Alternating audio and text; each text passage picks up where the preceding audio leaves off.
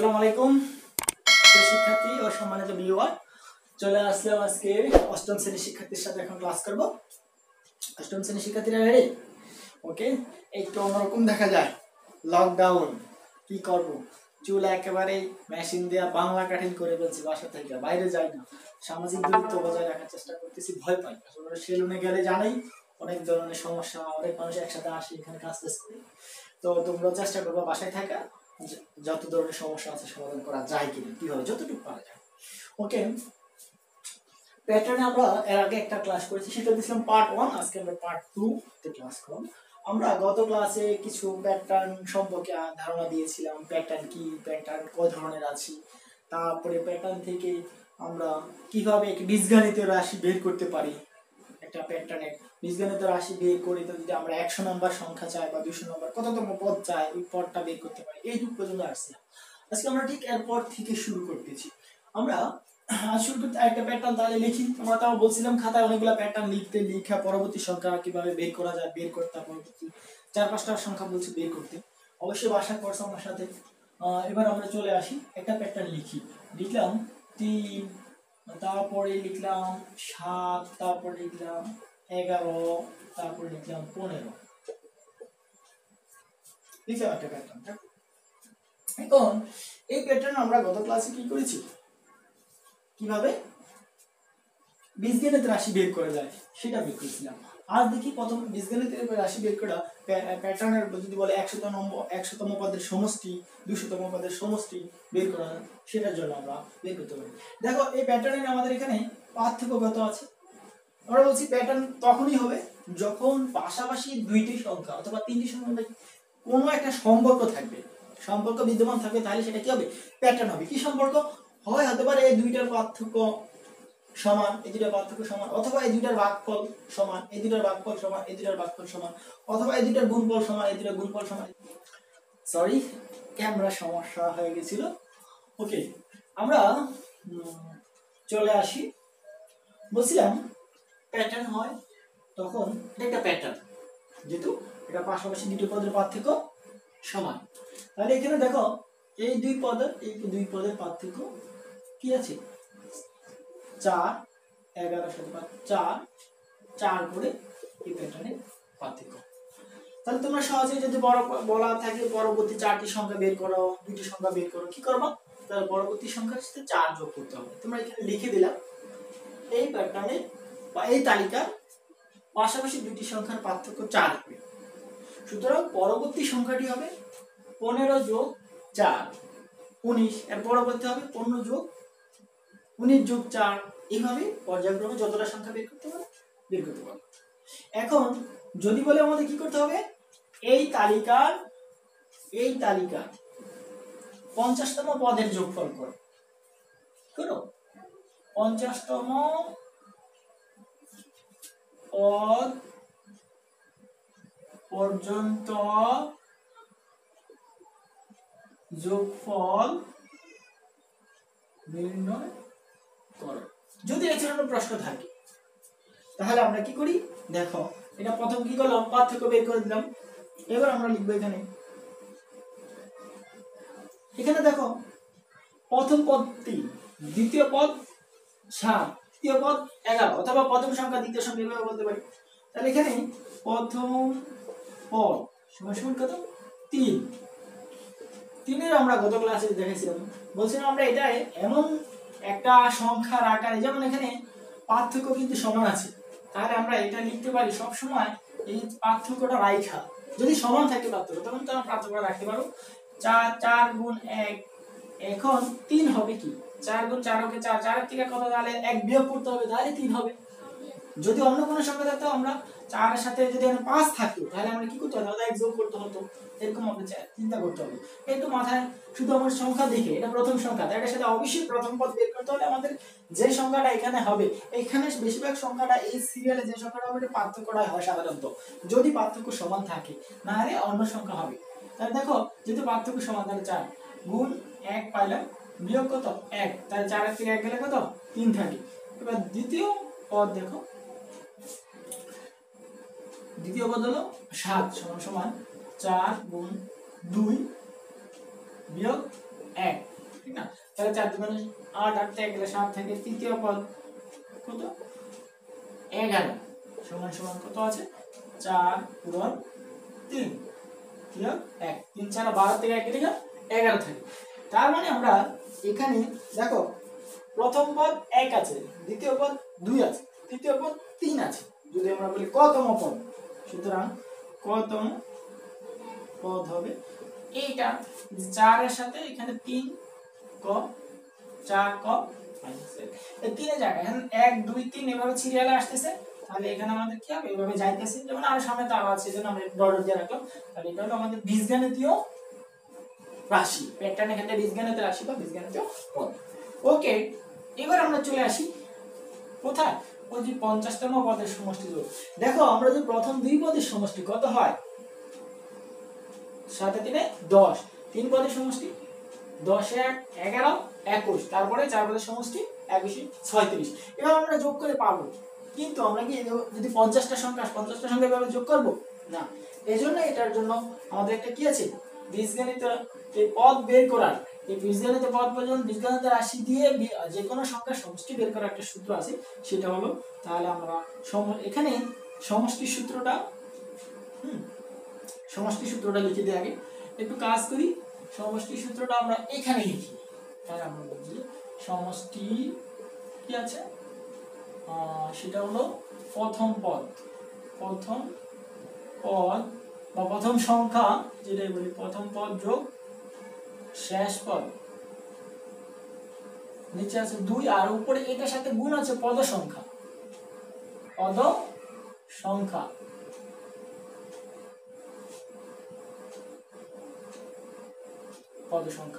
ওকে, এবার দেখো এই সমষ্টি সূত্রটা আমরা ব্যবহার করব, কিন্তু তার আগে দেখো প্রথম পদ আমরা জানি কত 3, কিন্তু এখানে এইটা 1 নম্বর পদ 2 নম্বর পদ 3 নম্বর পদ 4 নম্বর পদ এভাবে যাইতে 50 নম্বর পদ কি আমরা জানি কত, এখানে এটা কত 50 নম্বর পদটা 50তম পদ কি আমরা এখানে জানি না। তাহলে 50তম পদ কোথা থেকে বের করে নেব, এই যে কতম, যে এখান থেকে আমরা সুতরাং আমরা লিখে দিই 50তম কি পদ, 50তম পদ সমান সমান কত হবে 50 * 4, যদি 4 কা আছে বা 4 যদি আগে লিখি তাহলে 4 * 50 বিয়োগ 1, তাহলে কত 4 50 200, 200 থেকে 199।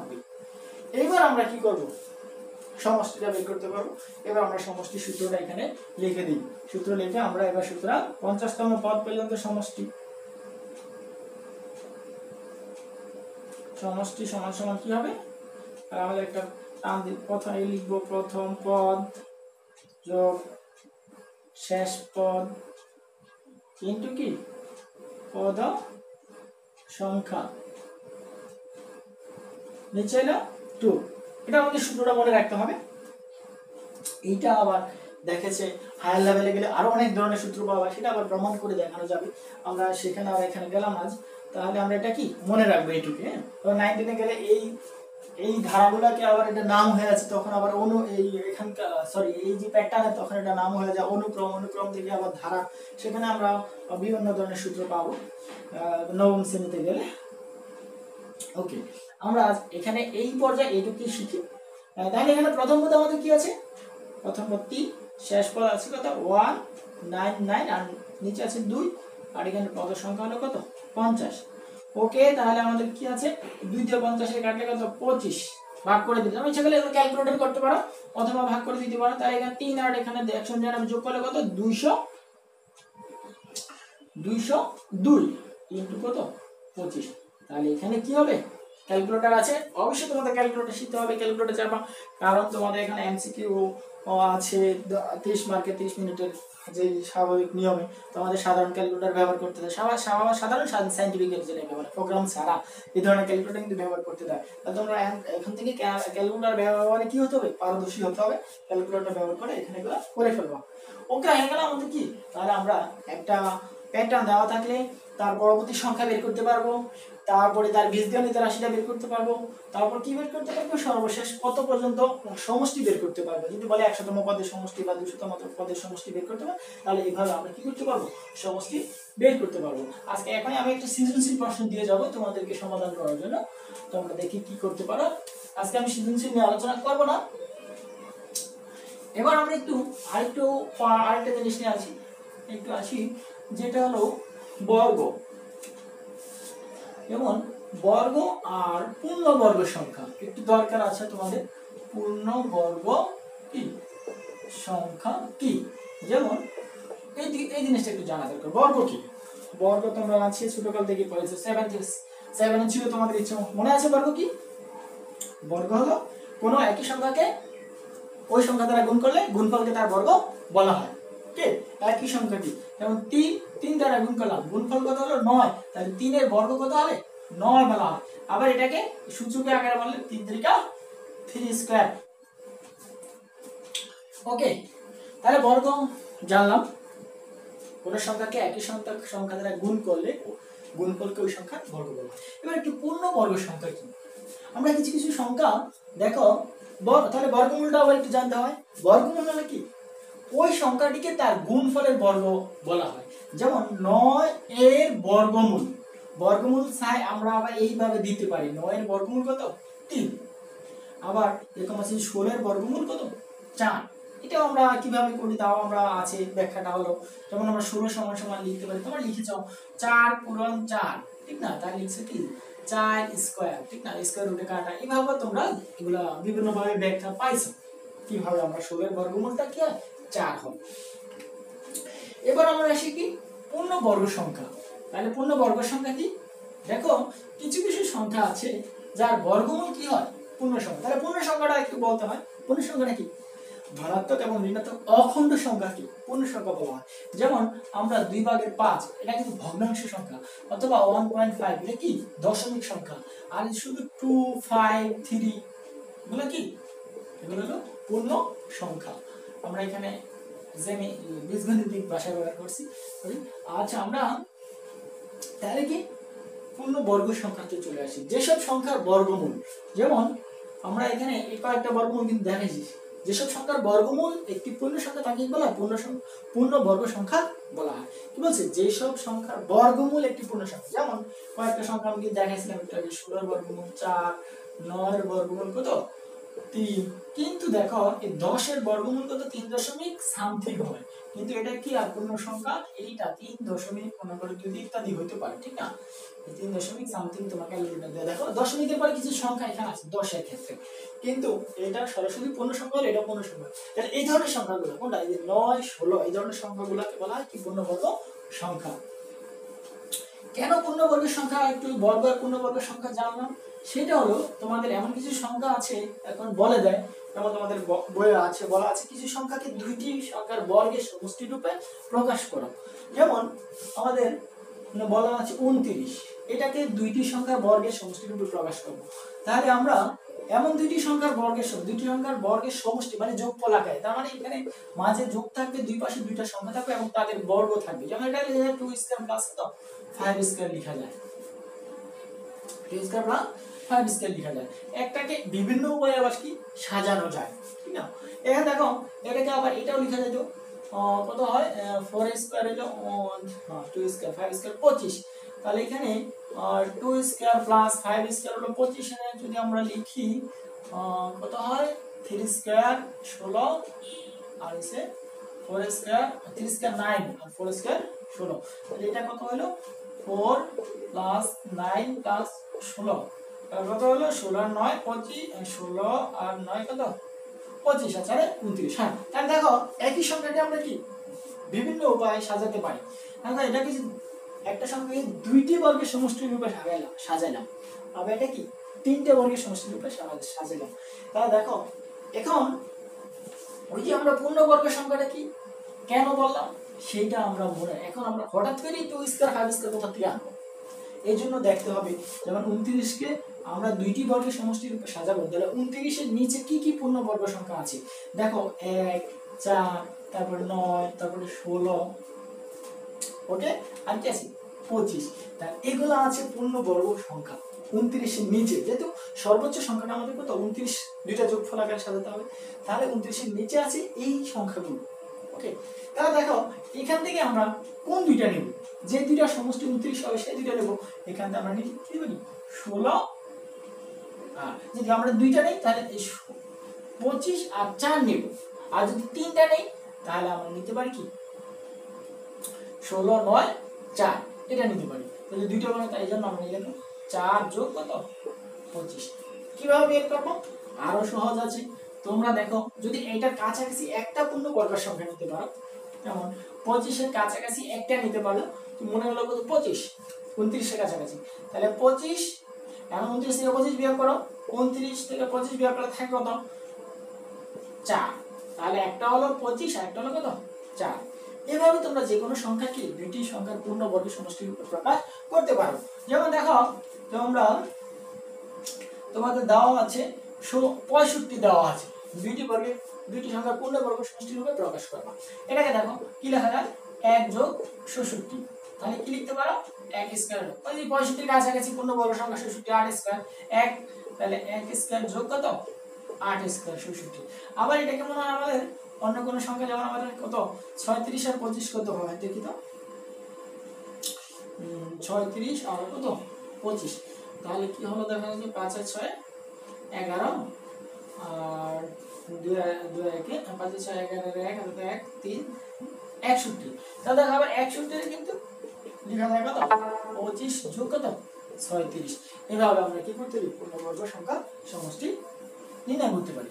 তাহলে আমরা একটা বলছিলাম একটা সৃজনশীল প্রশ্ন দেব, একটু ঝটফট করে আমরা একটা প্রশ্ন লিখে নিই।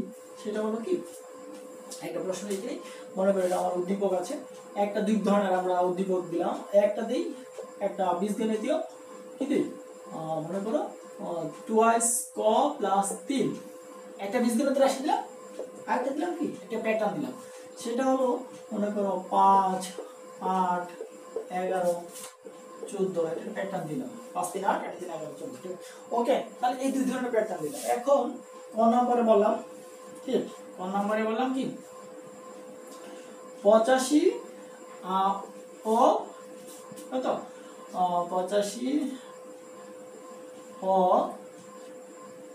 আমাদের দেই 53 কে দুইটি বর্গের সমষ্টি রূপে প্রকাশ করো। ওকে, ক নাম্বার দিলাম, এখান থেকে একটা দিই, এখান থেকে দ্বিতীয় প্যাটার্নে 2 নং তালিকা, 2 নং তালিকার 100তম সংখ্যাটি নির্ণয় করো, সংখ্যাটি নির্ণয় করো। গ নম্বরে দিলাম 1 নম্বর তালিকার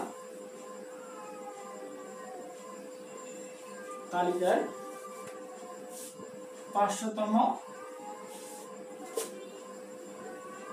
পদ পর্যন্ত কি যোগফল বের করো। তাহলে দেখো সৃজনশীল প্রশ্নটা হয়ে গেল, একটা সৃজনশীল প্রশ্ন একেবারে ইজি সমাধান করা যাবে। একটু আগে বলছি 85 আর 53কে দুটি বর্গের সমষ্টি রূপে কিভাবে প্রকাশ করবা সেটা দেখে দেবা। 2 নং তালিকা, এখানে ইচ্ছে করে ক্রম অনুসারে আমি 2 খ বলছি 2 দিয়ে, তোমরা যদি এখানে এটাকে 2 দিয়ে এটা 1 দাও, তোমার সমস্যা আছে, সমস্যা নেই, এটা দিতে পারো। তারপর 2 নং তালিকায় কি 100তম সংখ্যাটি নির্ণয় করতে বলছে, এটা 100তম যে সংখ্যাটি নির্ণয় করো। তারপরে কি করবা, এটা এখানে 1 নং তালিকার 500তম পদ পর্যন্ত, এখানে সরাসরি কি আছে বীজগণিতীয় পদটা এখানে দেওয়া আছে। এখানে কি করতে হবে, এখানে দেখার বিষয় আমাদের বীজগণিত পদটা কিন্তু বের করতে হবে, এটার ক্ষেত্রে বীজগণিত পদ বের করতে হবে, কিন্তু এটা কিন্তু বীজগণিত পদ বের করতে হবে না, এখানে সরাসরি লিখতে পারবা। তুমি প্রথম পদ 1 ক এর মান 1 বসাইলা, তো প্রথম পদ, আর কত বলছে 500তম পদ, 500তম পদ বের করলা, তারপর 500তম পদের সমষ্টি। ওকে, তা পারবা। তাহলে আজকে তোমাদের অষ্টম শ্রেণীর শিক্ষার্থীদের জন্য এখানে আজকে শেষ করলাম। আবার আসবো আমাদের এই প্যাটার্নের পার্ট 3 নিয়ে। 3 নাম্বার ক্লাসে আশা করি আমরা প্যাটার্নটা শেষ করব। ধন্যবাদ, ভালো থাকবা, দোয়া করবা আমাদের জন্য, সবাই যাতে ভালো থাকতে পারি। খোদা হাফেজ।